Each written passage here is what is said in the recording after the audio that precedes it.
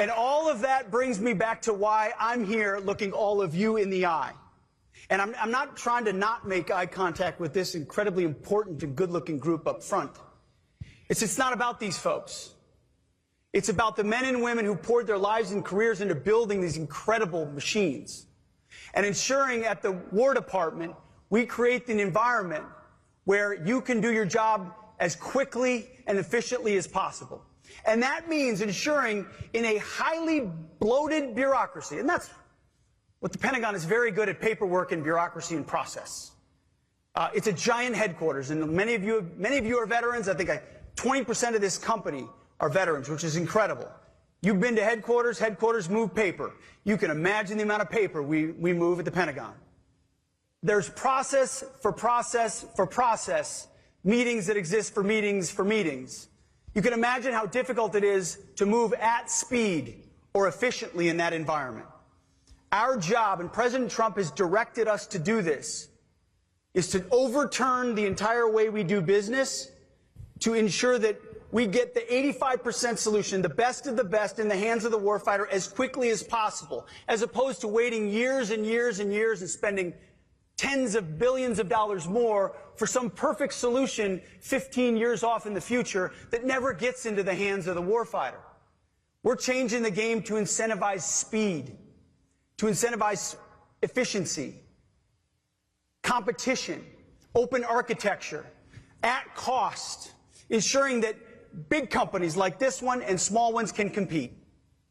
And I've had some pretty tough words to say, and the president had put out an executive order just a couple of days ago about how big defense prime contractors in this country need to step up.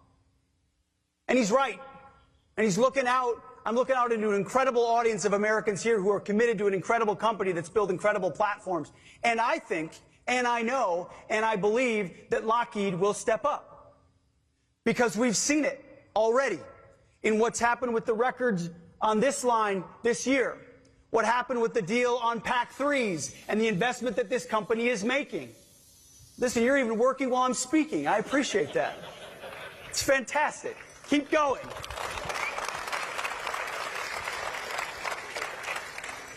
We ultimately don't care what the name is on the side of the missile or of the plane or of anything that's made at the War Department. We just want the best. And our expectation is that every company competes. And every company competes on a level playing field. I don't care how many lobbyists you have, how many accountants you have. If you create the best and the fastest at cost on behalf of taxpayers and the warfighters, you're going to win. That's President Trump's War Department. And I hope, based on what Lockheed Martin can do, that you win a lot. Because you make incredible, exquisite platforms. And our job is to create the environment where you can run and run fast. And where your leadership knows that it's not just about Wall Street and dividends and stock buybacks.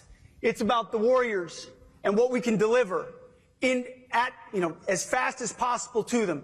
And they're patriots. They know that. So we're changing that incentive structure for the entirety of the industry across defense to make sure. I mean, President Trump's deadly serious about this. He feels the urgency of the moment, and so do I. We've got to build. We've got to rebuild that arsenal of freedom. We've got to go fast. The warfighters need it. They deserve it. We've got new peer adversaries that are building at record speed. We have to, but we have the best workforce in the world, the best engineers, the best entrepreneurs, the best innovators. It's this crowd right here. And so the Arsenal of Freedom Tour is meant to speak to you and your peers and to tell you to keep going. Go fast. Take risks.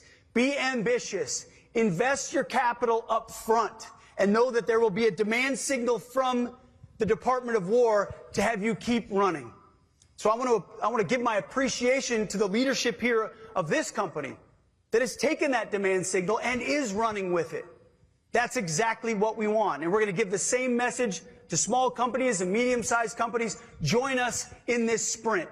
The urgency of the moment requires it. The war fighters need it. And they need it yesterday. So thank you very much for inviting us here and having us here. Thank you for the accepting and grasping the challenge of President Trump, as well as our department, whether it's R&E or A&S, everybody my charge to my team is to do everything they can with this precious moment we have to rip the bureaucracy out and streamline the process so that we can get in the hands of the warfighters what they need today. So thank you all so much for what you do, for why you're doing it. I've had a chance to meet a number of you who have kids or grandkids in the service. Many of you have served yourself. We are shoulder to shoulder with you because we can't deter the next conflict without the skills and capabilities that you have.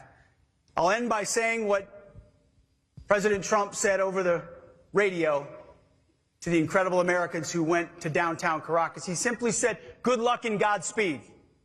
I know you don't need good luck. You're good at what you do. But Godspeed, because we need the capabilities you're creating here, and our job is to ensure you have everything you need in that process. God bless. Thank you very much. Appreciate it.